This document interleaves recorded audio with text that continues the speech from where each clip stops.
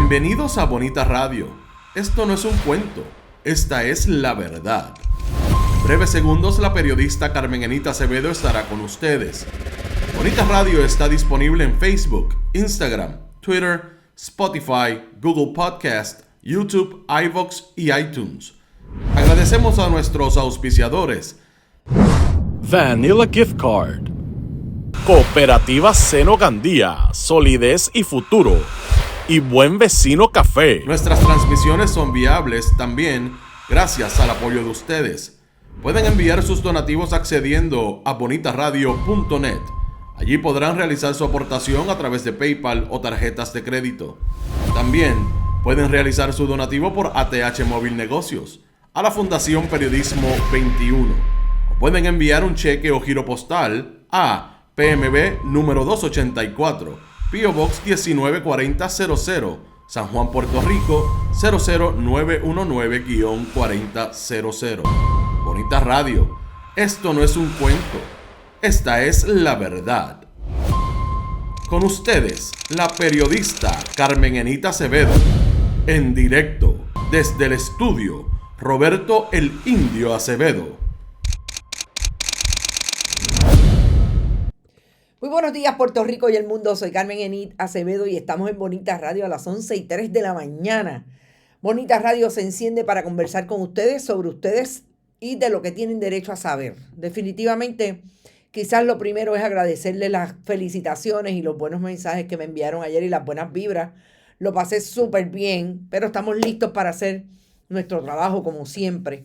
Ayer incluimos 2 historias, una de las cuales queremos trabajar hoy con ustedes sobre las victorias de las comunidades en los diferentes casos legales. En este caso, las comunidades alrededor del área de Bayamón, los ciudadanos del Carso para la Naturaleza, que fueron interventores en un pleito en que el Tribunal de Primera Instancia de Bayamón determinó que en efecto el Departamento de Recursos Naturales no cumple con su responsabilidad de proteger la tala de árboles allí en el Parque Monagas, Julio Enrique Monagas en Bayamón. Vamos a hablar de Angie Ávila y qué es lo que la saca del pleito de la acusación que tuvo ante las autoridades federales cuando fue arrestada en unión a Julia Keller, Fernando Scherer, Velázquez Piñol y un CPA que más tarde fue acusado, Jover Pajés. Y ya no va a estar en el pleito, en el caso, que todavía sobreviven tanto el contador público autorizado, Jover Pajés, como Velázquez Piñol y Fernando Scherer. Importante. Vamos a hablar también de influenza y lo que aparentemente determina el Departamento de Salud, que es un brote de influenza importante para prepararse con relación a lo que puede ocurrir en momentos en que sabemos que el COVID no se ha ido, que el COVID está por ahí, que repite, le ha repetido a mucha gente. Y aparentemente 42 personas muertas hasta el día de hoy relacionados con influenza y 29,000 casos identificados, 2,500 personas hospitalizadas. El gobernador del 32% en Washington buscando la estadidad. Una vez más, lo que supone la crisis que ha habido en Puerto Rico, la última en términos de esta precaución sobre la influenza, y el gobernador está hablando de estadidad. Claro, de cara a unas elecciones que aparentan otra vez ser para el Partido Nuevo Progresista, sacar el tema de la estadidad, sobrevivirlo, a pesar de todos los ataques, todos los problemas que han tenido para buscarla, pero es lo único que aparentemente los llevaría a llevar a su gente a votar, valga la redundancia, en el 2024. Lo que ocurre en el Departamento de Educación, quiero destacar que es una nota que saca en sus redes personales el colega periodista Oscar Serrano, me imagino que no se la publicaron en el medio para el cual trabaja, y tiene que ver con cómo la secretaria designada del Departamento de Educación, Yanira Raíces, ubica a una persona que está acusada de plagio desde el punto de vista de su esfuerzo académico, y es quien va a velar por las transacciones de personal en medio del ciclo electoral. Un buen PNP, definitivamente. Lo que pasa en Panamá, vis a vis lo que pasa en Puerto Rico, en este caso en el área de Bayamón. ¿Cómo son, en este caso, el pueblo de Panamá se ha tirado a la calle y lo menos que ha ocurrido es que un norteamericano, un estadounidense, asesinó a 2 personas ayer, 2 maestros que estaban en medio de la protesta de la provincia de Maché, allí en el norte de Panamá, por todas las protestas que ha generado el contrato multimillonario que enajenaría una área minera de cobre en ese país vecino latinoamericano y que tiene a los panameños en la calle por lo menos desde la mitad del mes de octubre. Nosotros queremos hablar por fin hoy del tema. Estudiamos definitivamente lo que nos parece súper importante con relación a esa lucha, que es una lucha ambiental, por otro lado, una lucha que niega la posibilidad de que el gobierno de Laurentino Cortizo Cohen vuelva a colocar a Panamá en la palestra desde el punto de vista de ese modelo extractivista versus el modelo de desarrollo económico sustentable. Y lo que significa para la democracia panameña lo que está ocurriendo. Así que vamos a hablar de todos esos temas. Gracias a José H. González, que llegó por ahí primero. Ileana González también está por ahí. Martín Arroyo Dávila, Evelyn Torres, José Che, Edwin Rivera, Alfonso Padua. Saludos, Alfonso. Luis Fernández, Florence Ramos, Marilyn Cortés Lanza, Carlos Valentín Belén y Keila Marí, Carla Baratá, siempre está por ahí, Wilmary Santiago, Samuel Delgado, Magdi Cabán, debe estar la otra hermanita Alex por ahí ya mismo desde North Carolina. Gracias a la diáspora siempre por estar con nosotros, Rafael Sayas, Roberto de la Renta, Rafael Marrero, Aida Negrón, Mirna Serrano, Country y Kodak en la casa. Qué bueno que estás por ahí. Ayer fui a Country. Qué bueno volver al sitio donde una se crió. Wanda Gómez, Tito Mou, Yolanda Báez, Jorge Díaz, Nicolasa, Julutía, siempre desde Winter Garden, Florida. Antes era de Country, de allí de la 209. Ivonne Padua, gracias Ivonne, siempre por estar en mi Alvarado. Por ahí debe estar mi amiga Irisita Delgado, que ayer se atrevió a tocarme a la puerta. Mira, ¿dónde tú estás a las 8 de la mañana? No, Irisita, yo cumpleaños ayer. Lorenzo Leti, Chacadowns, Juan Carlos, Ariel Cartagena, Teresa González, Lisette de León, anda para el cara, está todo el mundo por ahí y tempranito. Yo quiero empezar por el caso de Angie Ávila, porque yo la escuché, o por lo menos no la escuché, perdón, leí unas manifestaciones que le hizo a la colega Sandra Rodríguez Coto, que tenía que ver con esta línea que siempre arrojan estas personas que son... por lo menos en este caso, no es que ella fue encontrada no culpable, sino que la fiscalía desistió porque la fiscalía tiene un problema técnico con el caso por una jurisprudencia que se reconoció en Estados Unidos y que coloca la prueba que ellos tenían contra Angie Ávila en otro lugar, es decir, no pueden acusarla a base de esa prueba que tenían. Y yo escucho o leo a Angie Ávila que dice, yo siempre te dije que yo era inocente. Angie Ávila. Eso no fue lo que pasó ayer. Lo que pasó ayer es que el Ministerio Público pide la desestimación de los cargos 72 al 90 precisamente porque hay una jurisprudencia en Estados Unidos que a base de lo que a usted le acusaron en el 2019... el 10 de agosto del 2020, que hay una acusación enmendada, porque usted inicialmente fue acusada en el 2019, pues esa jurisprudencia establece que no se puede utilizar esa prueba a la luz del fallo de Sciminelli con relación a los intereses de la justicia. Entonces, esto no quiere decir que Fernando Scherer, que Jover Pajés, que es el contador público autorizado, que precisamente fue acusado en esa acusación enmendada porque trae lo que se conoce como los delitos relacionados a conspiración electrónica, porque está hablando de aquello que se utilizó como información o que se dejó de traer a la Junta de ACES para beneficiar a un tercero. Velázquez Piñol. Esto no quiere decir que Velázquez Piñol, que Jover Pajés y Fernando Scherer van a salir por la puerta ancha. Lo que pasa es que por lo único que se acusó, además de la conspiración, a Angie Ávila definitivamente fue por estos cargos que ahora el Ministerio Fiscal, los fiscales del Departamento de Justicia en Washington y en Puerto Rico, determinaron que en efecto era un problema para traer esa acusación y sostenerla. Y yo quiero ser clara. El pliego acusatorio enmendado contra Angie Ávila suponía 14 cargos, que son los que se están desestimando para los 3, de que habían participado en un esquema de fraude electrónico y conspiración, por lo que se exponían a 20 años de prisión. Los cargos imputados suponían que a sabiendas idearon un esquema para defraudar y obtener dinero y propiedad a través de pretensiones falsas y fraudulentas, representaciones y promesas. Esas denuncias se alegaron del 16 de enero al 23 de enero del 2017. Cada denuncia constituye un acto, por lo cual la Fiscalía entonces entendió que fueron 14 los cargos. ¿Qué es lo que pasa con el Supremo Federal? El Supremo Federal dice, en el caso de Shimeli, que hubo un esquema de privación de información confidencial de ACES. Eso es lo que dice, el caso de la acusación contra Angie Ávila, Vázquez Piñol y Scherer.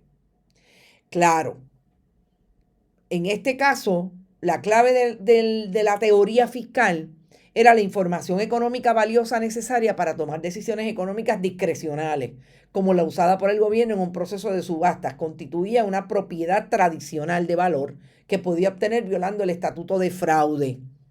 El problema es que en el caso de Shimeli, en el 2012, en un arreglo con oficiales del gobierno estatal de Nueva York para ganar una subasta, esto fue lo que se adjudicó y el Tribunal Supremo de Estados Unidos dice no.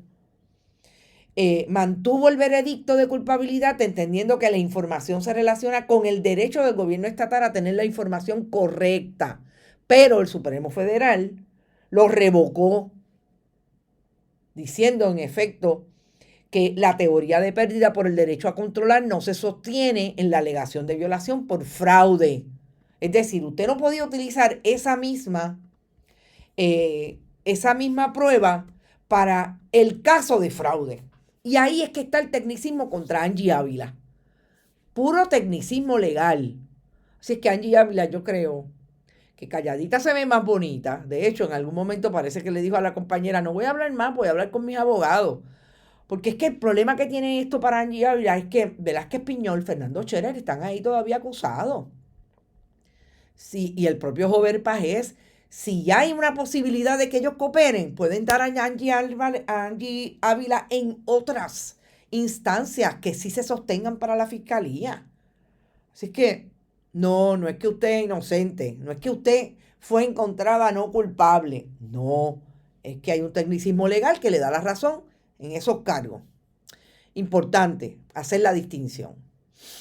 ¿Qué pasa ahora, hace unos momentos, con el Departamento de Salud? El Departamento de Salud, y me parece importante destacarlo, yo soy de las que creo que la prevención más que todo, pero nosotros sabemos dónde está otro de los influencers. Este es menos influencer, pero definitivamente mucho más politiquero desde el punto de vista de lo que ha pasado en el gobierno de Puerto Rico y las agencias, que el del secretario del Departamento de Hacienda. Pero de haber salido a decir que iba a correr, es interesante que el secretario del Departamento de Salud lo único que puede hacer en este momento es mantenerse en la silla del departamento, y parecería que no hay manera en que salga hacia la palestra pública como pretendía hacerlo a través de una candidatura a la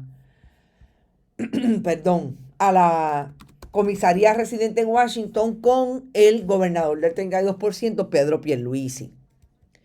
Y en este momento acaban de hacer una conferencia de prensa hace quizás media hora. De hecho, yo creo que todavía están en la conferencia de prensa alertando que hay un brote, que hay una epidemia de influenza, que han habido, dijo Melissa Marzán, la epidemióloga del estado, 42 fatalidades, 903 hospitalizaciones y 25.500 casos. La declaración de epidemia es para alertar e informar a la ciudadanía sobre las acciones que debemos tomar. No es para alarmarnos, sino prepararnos para ayudar a prevenir el aumento en la propagación de este virus. En la temporada pasada, por ejemplo, hubo 31 casos de muerte, 710 casos, cerró con 31.710 casos, 1.224 hospitalizaciones y 15 fatalidades. Estamos hablando que en lo que va del mes de noviembre ya hay 42, 30, 25 más, 27 más de los que hubo en el año completo en la temporada, del 22-23, en la temporada completa. Y yo creo que si era importante para el Departamento de Salud decir esto, obviamente, yo quisiera saber un poco más de cuáles son los criterios, pero parece que todos están de acuerdo en las agencias con que hay que sacar todas esas informaciones en un momento en que el gobernador de Puerto Rico no está en Puerto Rico, está en Washington buscando la estadidad. Y yo insisto en que quizás uno de los mayores problemas que tenga el gobernador de Puerto Rico en todo lo que está ocurriendo hoy con relación a el país es dónde está el gobernador del 32% cuando en Puerto Rico hay una crisis como la que estamos atendiendo en tantos foros, en tantos fogones prendidos. Vamos a llamarle más que foros, fogones prendidos. Porque mientras el gobernador está haciendo campaña en Washington con el alcalde de San Germán, en esa foto con quien aparentemente va a ser el candidato a la comisaría residente, el director de la oficina de Puerto Rico en Washington, Dávila Pernas. Nos parece que se sigue provocando la imagen de que el gobernador del 32% en efecto hoy es un lame dog en Puerto Rico. Es alguien que no pinta ni para pool ni para banca y parecería que tiene el mismo problema de los que hoy intentan establecer que no tiene ninguna vigencia como gobernador en el momento en que estamos en Puerto Rico. Y fíjense cómo los fogones prendidos siguen activos a través de los problemas, y vamos a hablar sobre esto porque yo creo que es súper importante. Ayer lo trajimos, independientemente que era nuestro cumpleaños. Nos parecía urgente traer la información que trae una entrevista que no tuvo definitivamente ninguna repercusión más allá de Bonita Radio, que es importante traerlo. Repercusión a nivel de medios de comunicación que lo trajeran y lo pudieran comentar como yo creo que debieron haber comentado. Lo que significa que el gobierno de Puerto Rico le niegue la posibilidad a los trabajadores exentos en Puerto Rico, que son todos aquellos que reciben comisiones, como por ejemplo los meseros, que hace 14 años que no se les aumenta el salario base.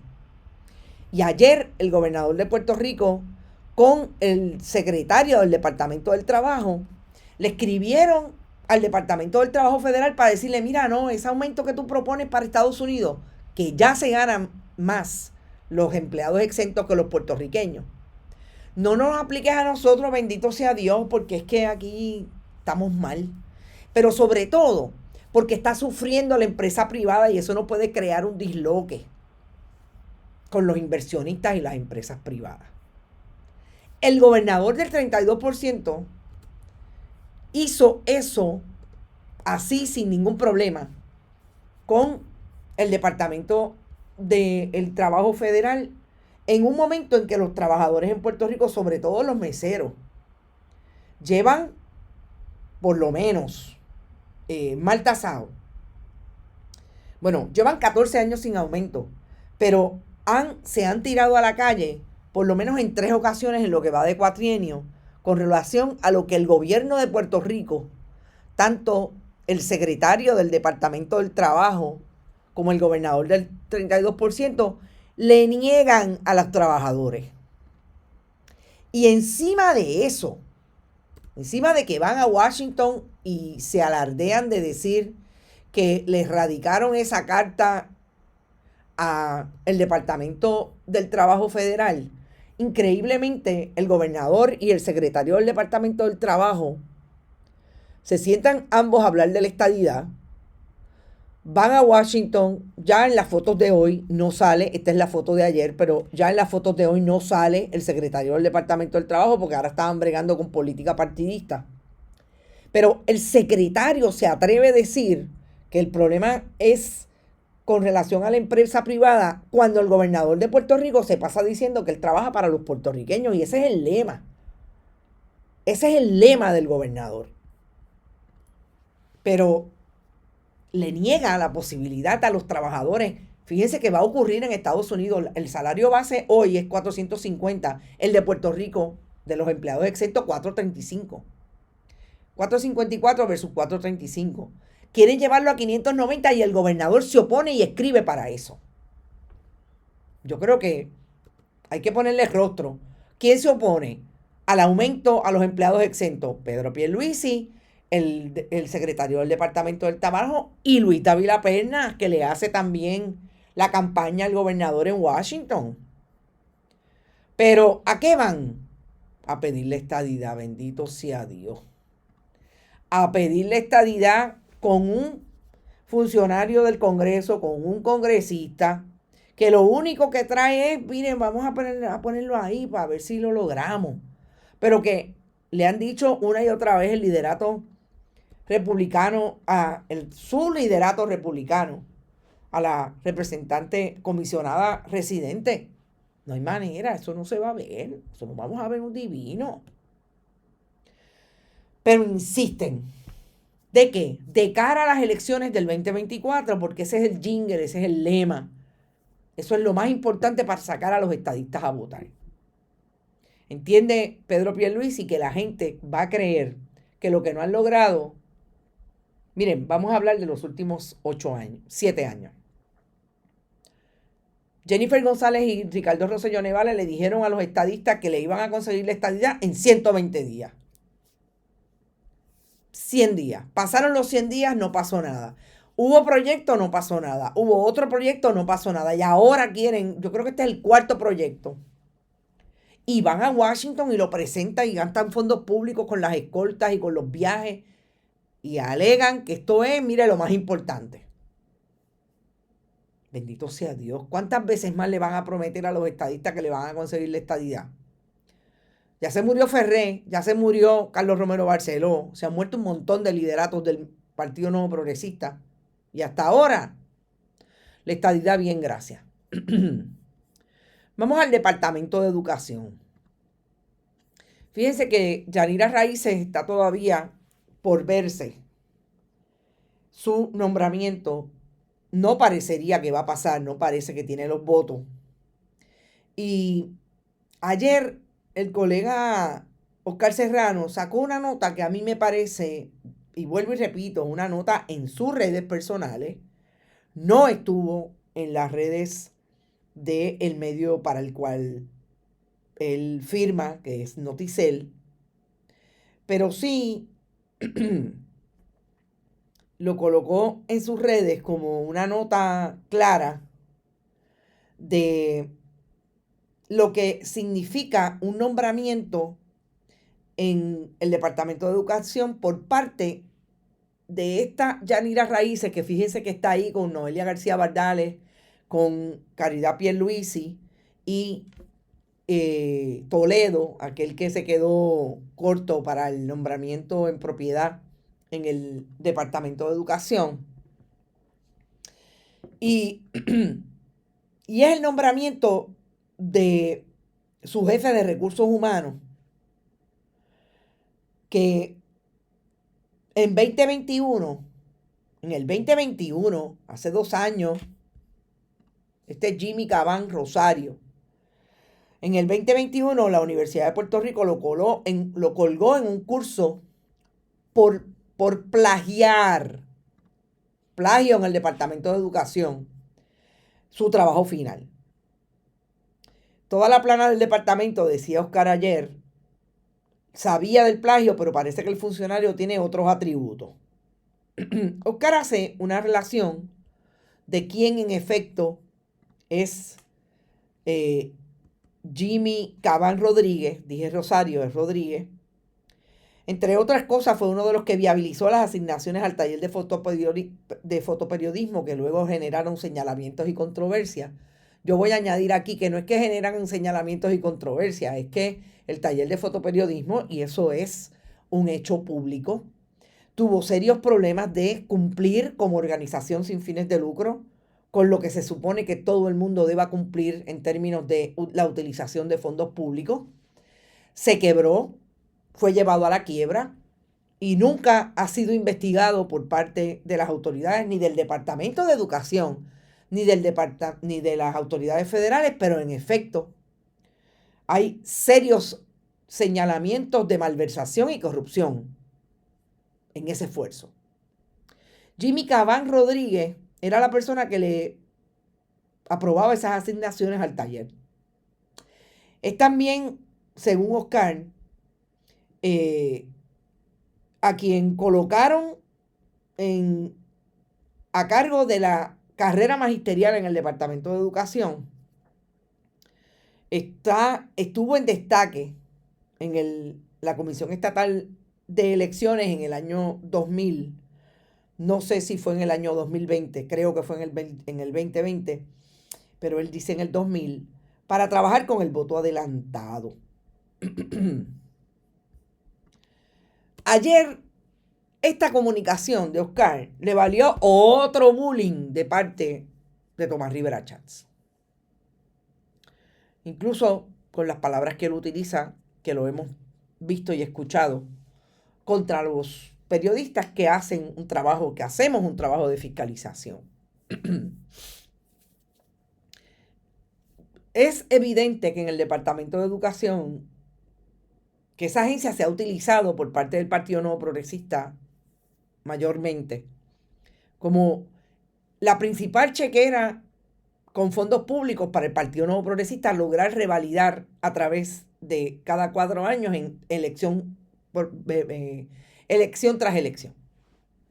Utilizan el esfuerzo de nombrar personas con buenos salarios para que continúen el esfuerzo de darle dinero a los contratistas por un lado y por otro lado mantener el grupo de trabajo de comisionados de comisionados de barrio, pero de funcionarios electorales cada 4 años en los diferentes esfuerzos electorales en Puerto Rico, incluso en los especiales.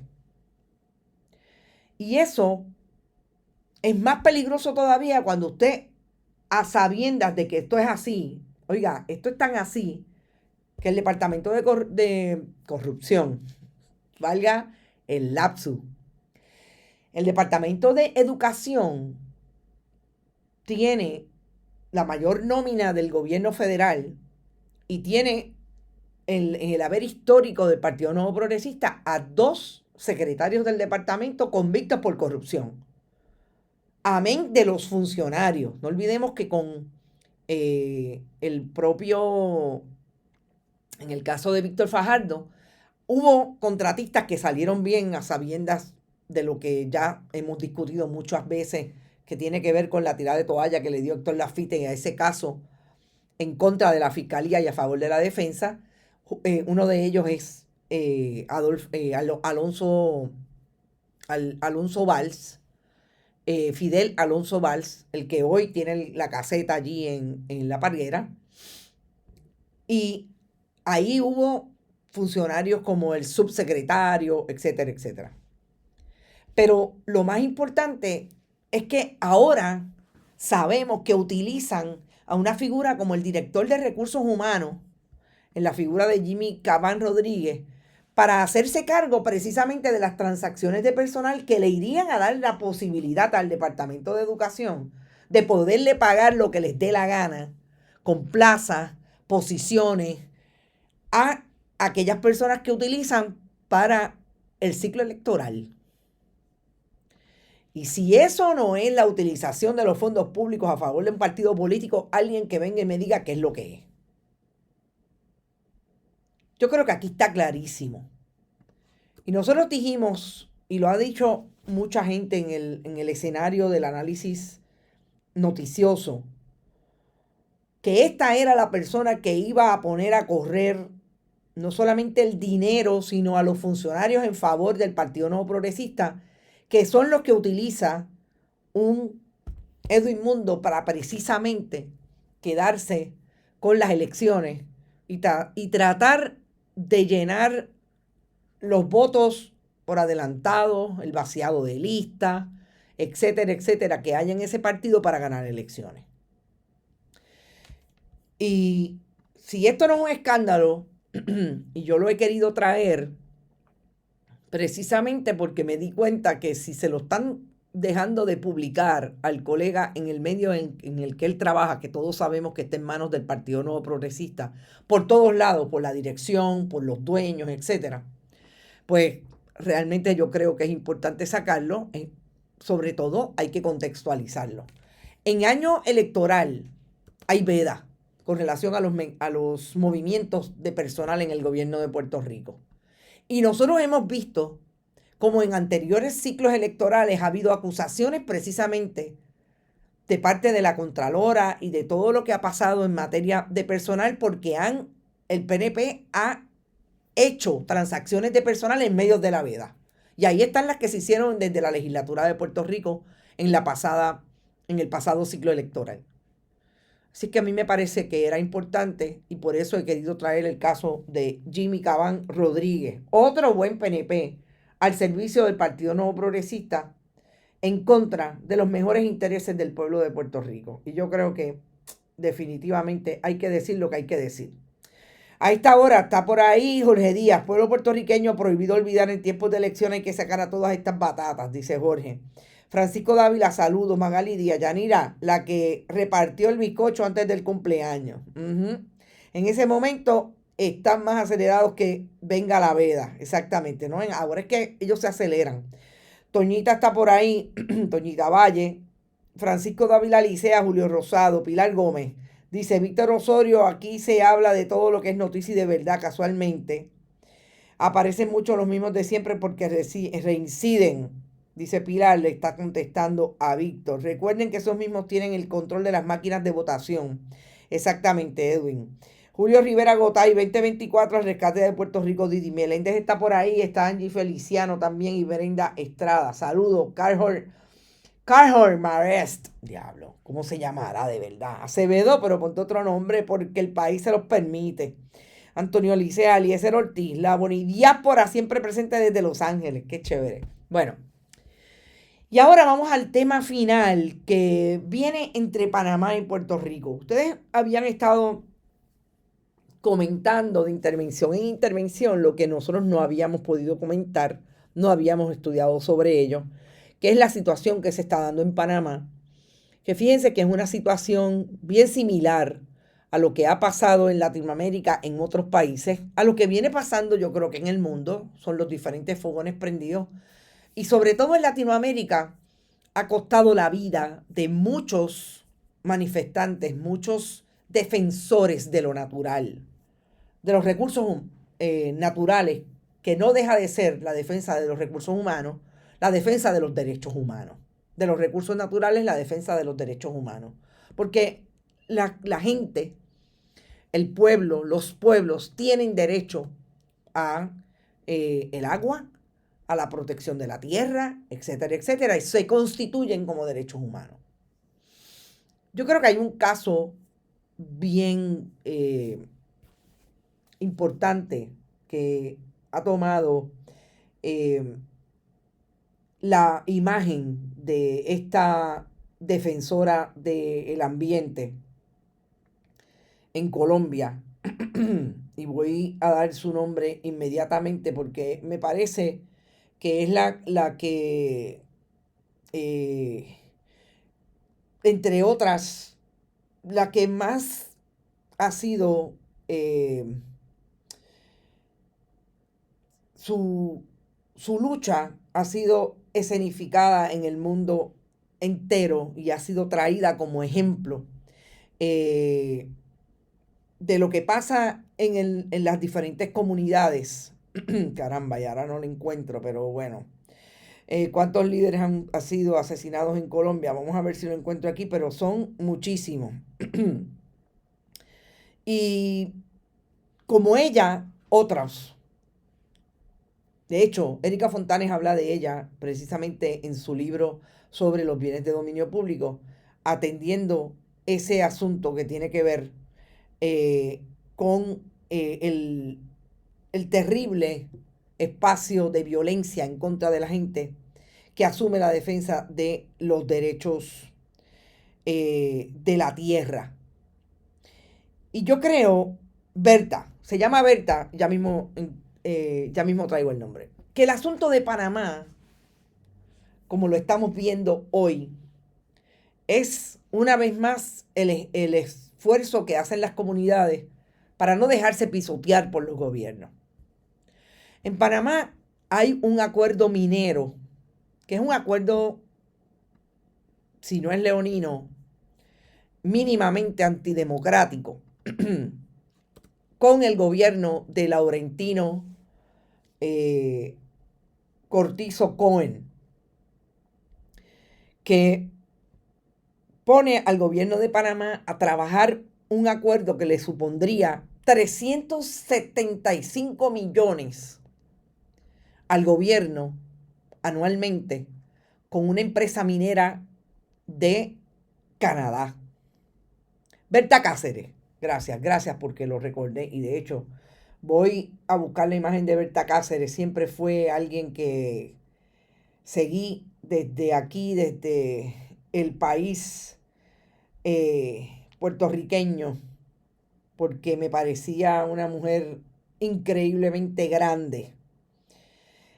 Y en el caso de Panamá, estamos viendo precisamente la violencia que se está desatando a través de los esfuerzos de las comunidades de seguir denunciando, y aunque no ha sido violencia del Estado, ha habido alguna violencia del Estado, pero de la que vamos a hablar no es violencia del Estado, sí en efecto pone al Estado en precario frente a lo que la gente está defendiendo como los derechos a tener un país limpio en términos de sus recursos naturales, el agua, el impacto que tiene la minería en los recursos naturales de ese país, y en efecto lo que provoca el desplazamiento que definitivamente está atravesado en esto que estamos trayendo como lo que ha sido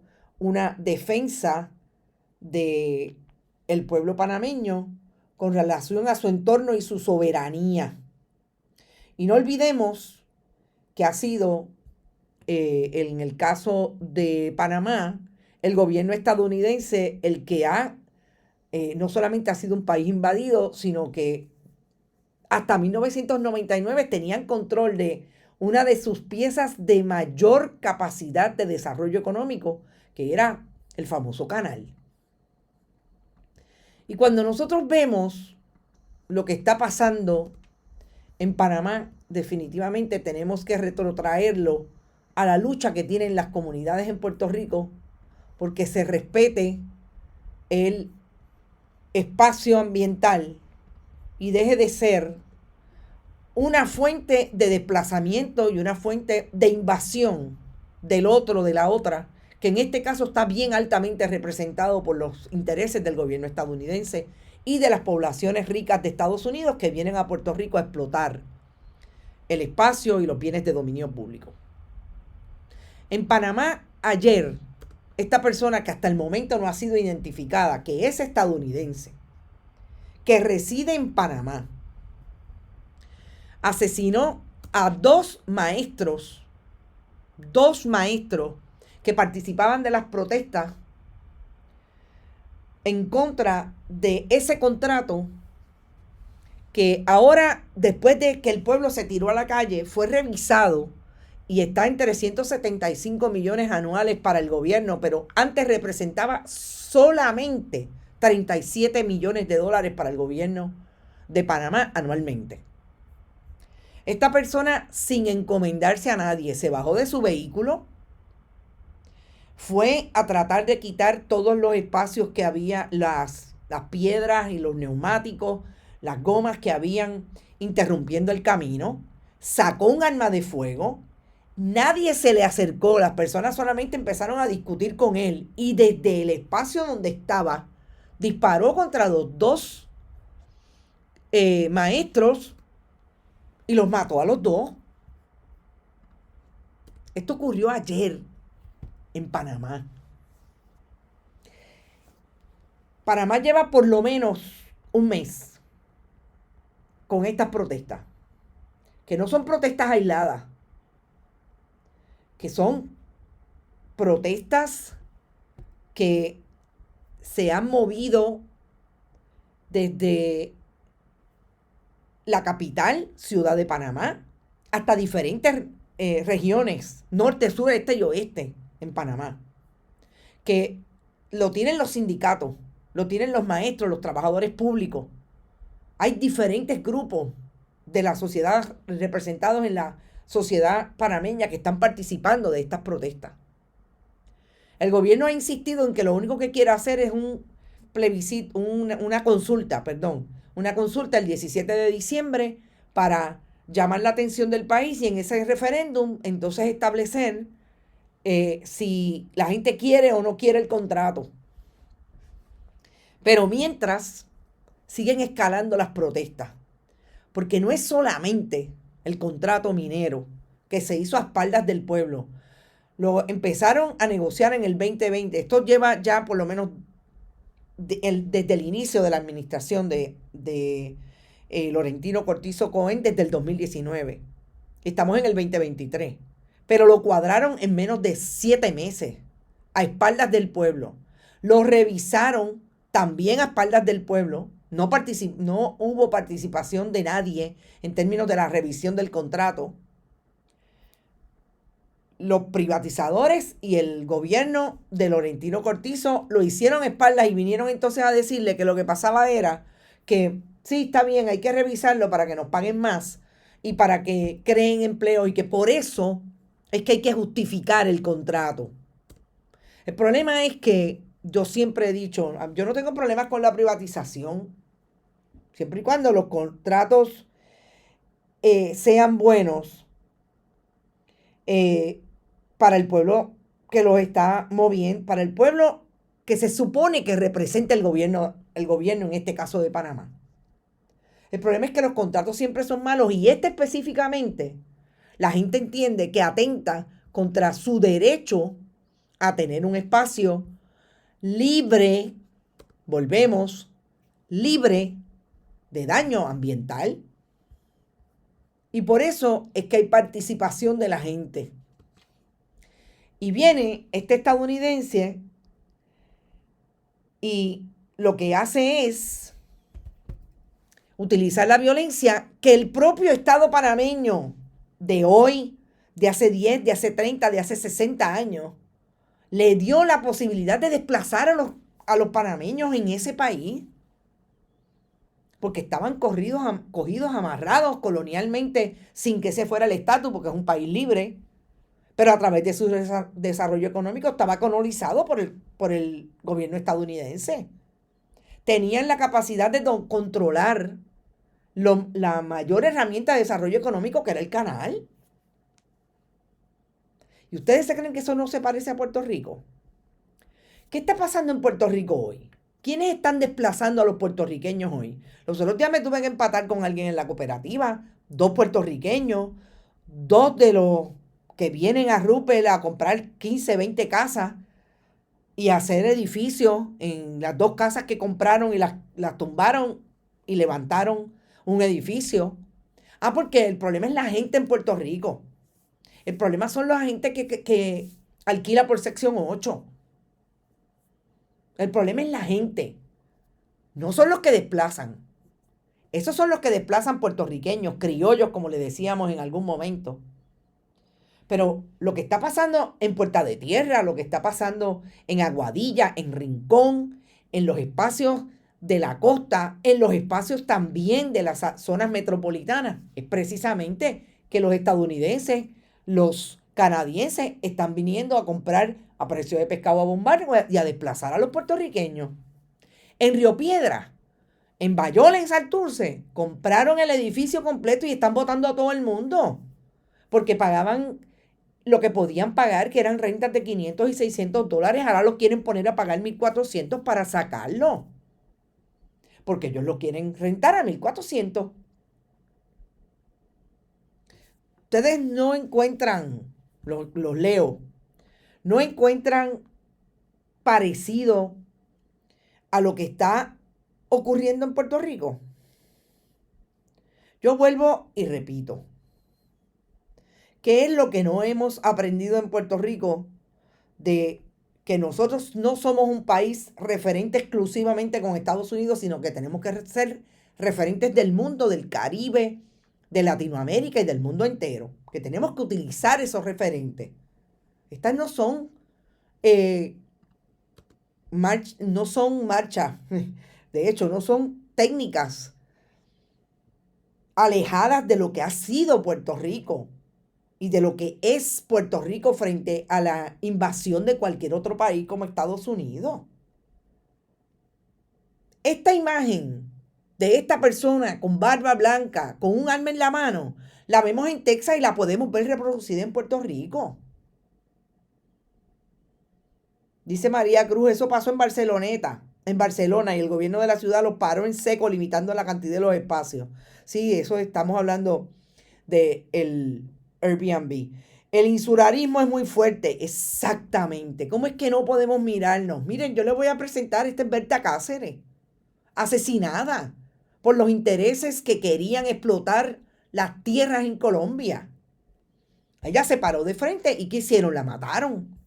Por eso es que cuando nosotros hablamos de lo que le puede pasar a Eliezer Molina y lo que él dice, yo tengo amenazas de muerte, lo que dice más tarde, en otro contexto, villano antillano, yo tengo amenazas de muerte, a mí me llaman, a mí me insultan, a mí me escriben, a mí me paran en la calle. Es esta gente, son los mismos.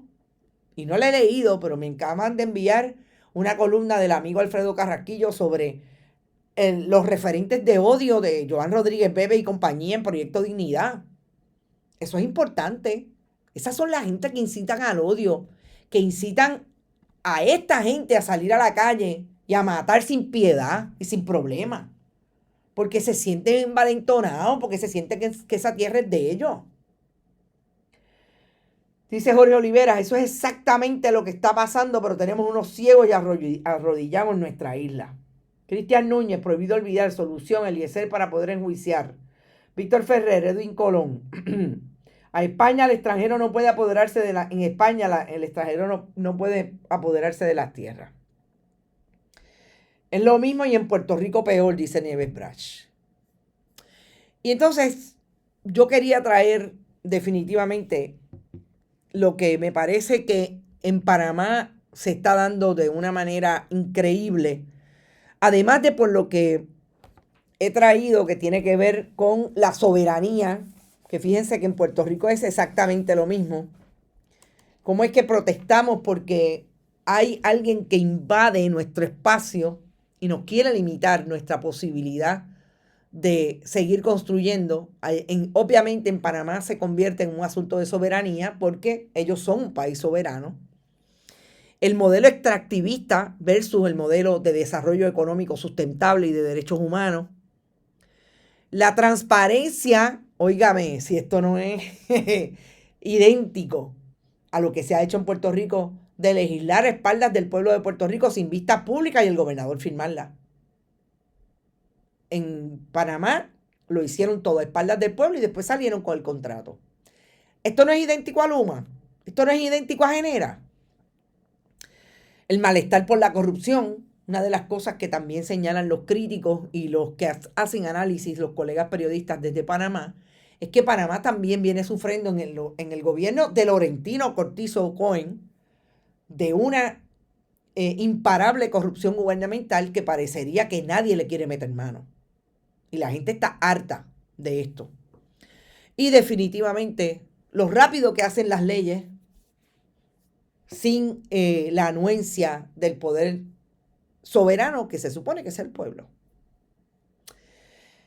¿Y qué pasa en Puerto Rico, sobre todo con relación a lo que ayer trajimos a nivel de nuestra página de Facebook y en las diferentes herramientas de Bonita?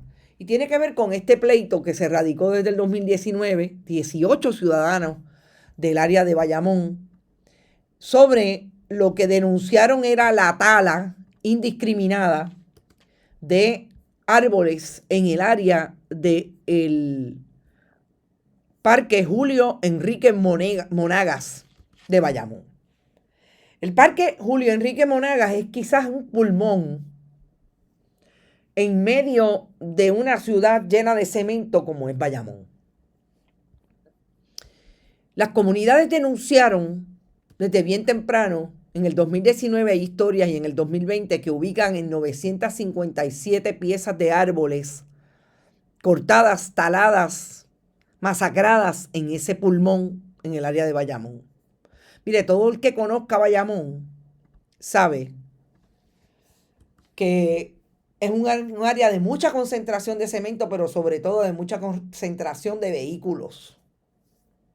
Yo creo que allí hay más vehículos y en Carolina por milla cuadrada en Puerto Rico, definitivamente. Tienen que ser los más que tienen. Y el calor es infernal.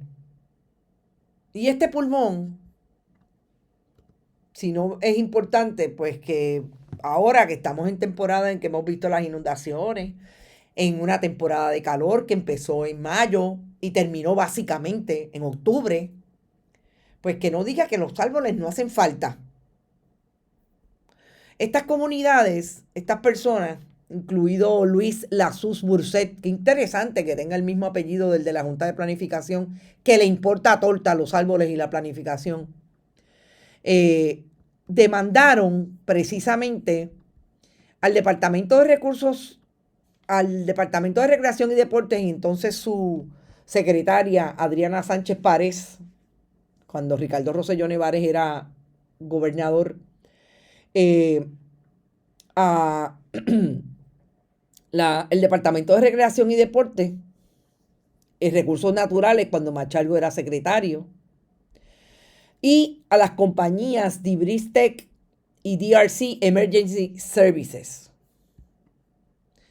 porque utilizaron un acuerdo que supuestamente tenían entre el Departamento de Recursos Naturales y el Departamento de Recreación y Deportes para decir que ellos podían hacer lo que les diera la gana allí en el Parque Monagas.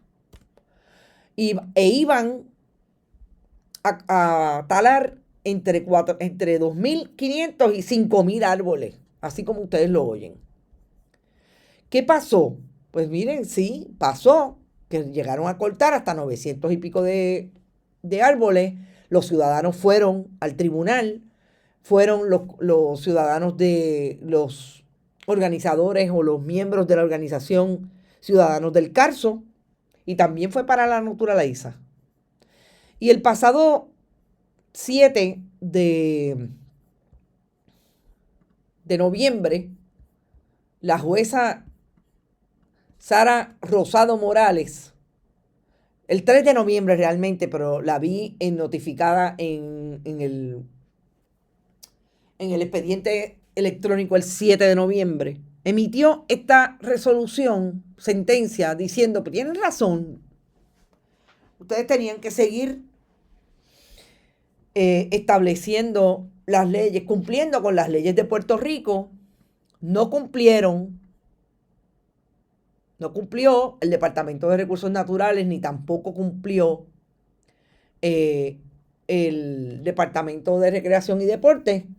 Declaró nulo el acuerdo interagencial original y el nuevo acuerdo interagencial con relación al Parque Monagas. Se emite un interdicto permanente prohibiendo a los demandados remover material vegetativo, cortar árboles, podar árboles en el parque bajo el acuerdo interagencial y el nuevo acuerdo. Se emite un interdicto permanente ordenando al Estado Libre Asociado a realizar un nuevo plan de mitigación para los ya realizados en el parque, para los trabajos realizados en el parque que sea cónsono con la legislación y el reglamento y la reglamentación ambiental. ¿Qué dice la jueza? Además, finalmente es importante señalar que de la totalidad de la prueba presentada y de la argumentación de las partes no surgió cuál fue la motivación real para las acciones llevadas a cabo en el Parque Monaga. Es decir, que hicieron la tala, hicieron la masacre y no justificaron por qué lo hacían. El parque estaba abierto al público, se usaba con normalidad. En otras palabras, el parque se mantuvo abierto sin incidentes para lamentar luego del paso del huracán María y a pesar del daño que ese fenómeno atmosférico ocasionó. Es más, de los hechos surge que fueron los usuarios del parque quienes realmente se encargaron de limpiar las veredas y fueron quienes removieron las ramas que obstruían los caminos sin que el DRNA y el DRD se opusieran. El Departamento de Recursos Naturales tampoco monitoreó las labores voluntarias de limpieza luego del paso del huracán María para cerciorarse de que no se afectara la biodiversidad del parque. Los hechos examinados en su totalidad demuestran trabajos del parque que motivaron esta controversia eran necesarios y que el acuerdo interagencial suscrito fue ultra vires al exceder las facultades que tenía el departamento de delegar ciertas facultades. El DNDA delegó labores en una zona de conservación ambiental y con especies en peligro de extinción sin supervisión ni parámetros mínimos para la protección de los recursos naturales. Esta es una victoria de las comunidades. Esta es una victoria de la gente que dice, si nosotros no protegemos los recursos naturales, ¿en manos de quién vamos a dejar el país? ¿Cómo vamos a dejarle el país a las nuevas generaciones? ¿Cómo estamos viviendo nosotros hoy? ¿Qué aire vamos a consumir? ¿Qué aire vamos a respirar? ¿Qué espacio de recreación vamos a tener? El mall, de verdad, el que está allá al lado. El centro comercial para gastar y seguirnos endeudando. ¿Pero qué hace el gobernador del 32%? Peor aún, ¿qué hace?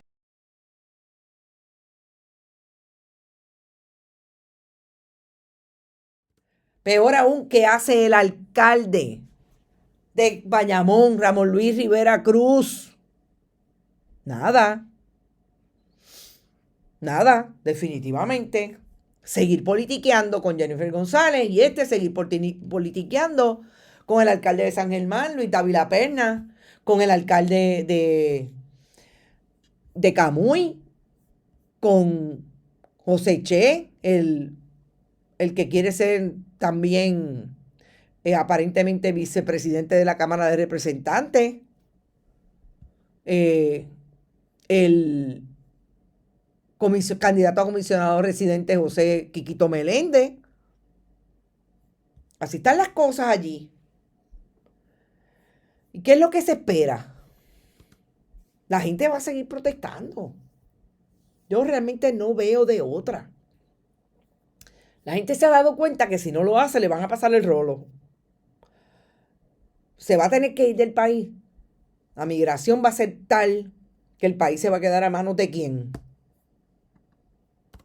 De esta gente, que son los que se atreven a coger un arma de fuego y apretarla y dispararla contra dos personas protestando, maestros de la escuela pública en Panamá. A manos de esta gente, no me da la impresión. Me da la impresión de que la escritura que está en la pared, el gobierno de Puerto Rico no la ha leído. Y por eso, y yo no quiero... perdonen, entrar en las encuestas, pero a mí me parece que aun cuando las quieran manipular, está difícil que el sentir del país sea ese que alegan, que hoy Jennifer bajó y el gobernador subió. La verdad que hay que ser bien PNP para tratar de manipular la información de esa manera.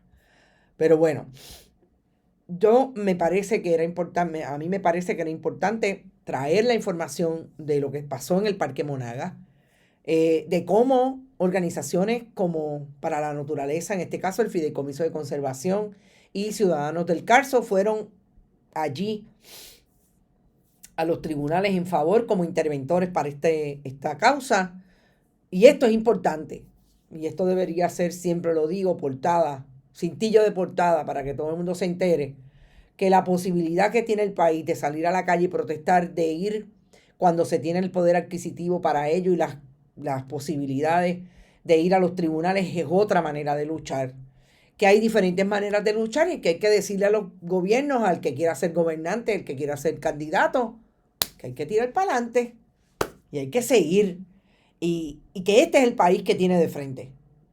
No es el país aquel que se quedaba sentado y que iba a votar cada 4 años. No, este es el país que tiene y estas son las posibilidades. Si quiere trabajar en favor del país y del país del futuro, esta gente van a estar pendientes. Yo me puse esta camiseta hoy porque de verdad que no quería recordar de alguna manera que estamos en otra etapa de la pandemia, pero fíjense que hoy salió el departamento con la cosa de la influenza, así que parece que está vigente eso de quédate en casa y cógelo suave. Gente, yo me voy, éxito. Nosotros estamos esta tarde a las 5, venimos con Maristela Gross, importante. Maristela que siempre está por ahí pendiente a tener una conversación que aunque hacemos crítica y traemos análisis, también es para vacilarnos hasta nosotras mismas. Yo creo que me amenazó con que iba a traer alguito para celebrar mi cumpleaños. No traigas mucho. Sí, trae todo lo que quieras. Nos vemos, gente. Éxito. Hablamos a las 5, pero recuerden, vayan si pueden, bonitasradio.net. Pueden traer sus donativos a través de PayPal, tarjetas de crédito. Los puede programar allí, Bonitas Radio en ATH Móvil, Fundación Periodismo 21.com en la página. Ya mismo cambia a .org, la fundación está haciendo sus cambios. Ya lo traeré, pero por ahora, allí PayPal, tarjetas de crédito y en Fundación Periodismo 21 en ATH Móvil. Éxito, buen provecho y nos vemos esta tarde. Bonita Radio. Esto no es un cuento. Esta es la verdad. Este programa fue traído a ustedes por Vanilla Gift Card. Cooperativa Seno Gandía, solidez y futuro. Y Buen Vecino Café. Y no olvide que puedes realizar sus donaciones a través de ATH Móvil en la sección de negocios como Fundación Periodismo 21. O puede acceder a nuestra página de internet bonitasradio.net y donar a través de PayPal o tarjetas de crédito. También puede enviar cheques o giros postales a nombre de la Fundación Periodismo Siglo XXI, PMB 284, P.O. Box 194000, San Juan, Puerto Rico 00919-4000. Bonita Radio, esto no es un cuento, esta es la verdad.